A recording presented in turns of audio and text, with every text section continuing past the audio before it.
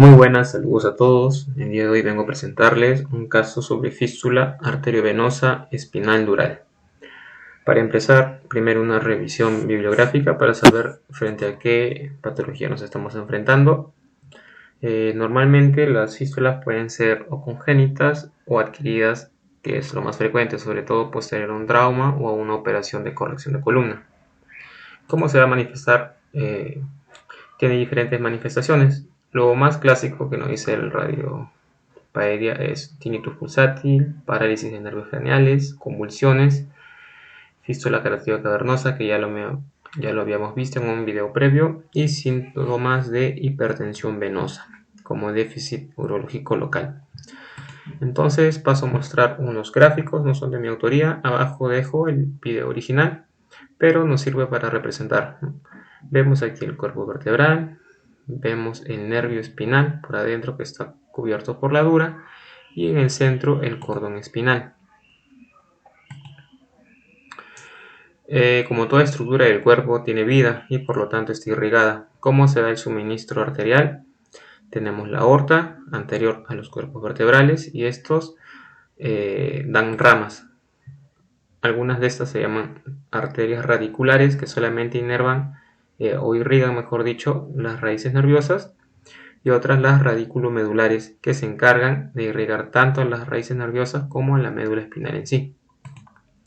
El drenaje venoso se da por venas espinales adyacentes a estas.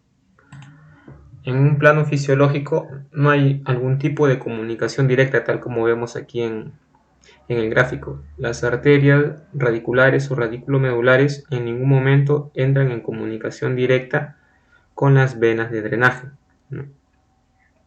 Medulares en este caso. Este es en un marco fisiológico. ¿Qué pasa en lo patológico? Hay una comunicación entre ambas que habitualmente se suele dar en la dura, ¿no? Esta comunicación entre ambas hace que la sangre arterial lleve sangre hacia las venas, ¿no?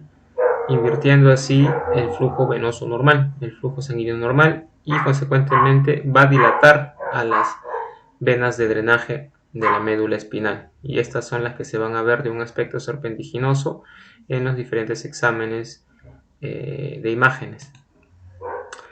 Aquí vemos exactamente una demostración de cómo es una fístula arteriovenosa espinal. La vena de drenaje, las arterias radiculares o radiculomedulares, y que se comunican entre sí a nivel de la dura. Aquí se da la lesión. Entonces paso a presentar el siguiente ejemplo.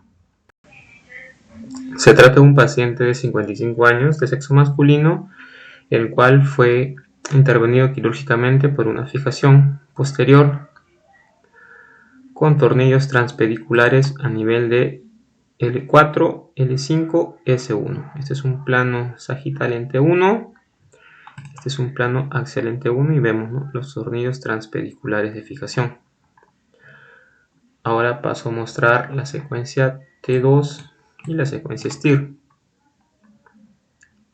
La secuencia STIR en este caso pierde un poco de sensibilidad, pero la que más nos va a servir es la secuencia T2.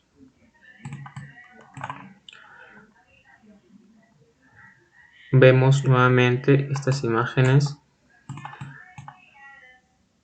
hipointensas, redondeadas, serpentiginosas, que no son fisiológicas. Las paso a mostrar con el mouse, las cuales tienen una alta sospecha de fístula arteriovenosa dural. Sin embargo, para corroborarlo nos falta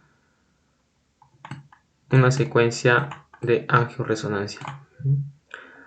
Además de eso, vemos un cambio de señal intramedular. Vemos como acá está oscuro y aproximadamente a nivel de T7 comienza a subir la señal dentro de la médula. Esto es compatible con una mielopatía. Si estamos hablando en un contexto de una fístula arteriovenosa dural, esta sería un tipo de mielopatía congestiva.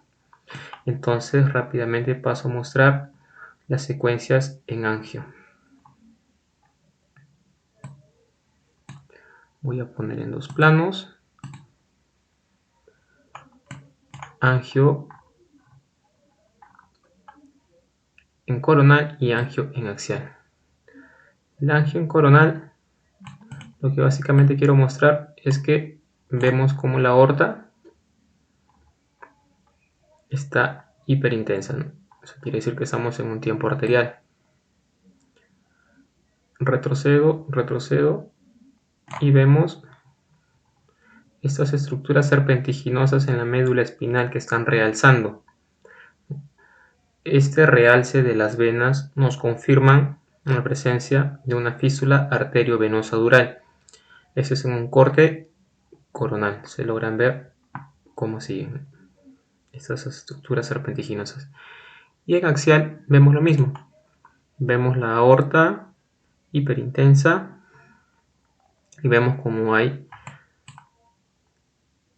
una hiperintensidad a nivel de la médula espinal, ¿no? Que son las venas durales con fístula, ¿no?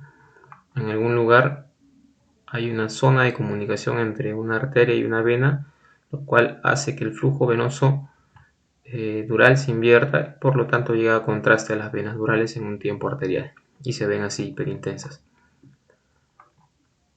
Paso a mostrar una última secuencia con contraste para lograr identificar el sitio de la posible fístula. Entonces, ante el antecedente quirúrgico, lo primero que debemos pensar es que la fístula se da en algún lugar de la operación.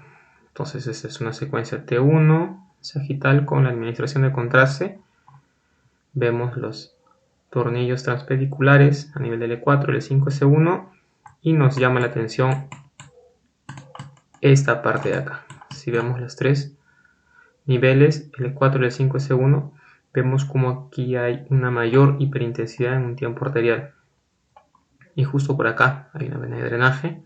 Bueno, los cortes son un poco gruesos, las venas de drenaje, pero nos llama la atención esta zona, ¿no? Entonces, este sea probablemente el lugar de unión o el origen de la fístula arteriovenosa dural. Vemos cómo está realzando, probablemente sea la arteria dañada, y acá las venas con contenido de contraste regurgitando y dilatadas, ¿no?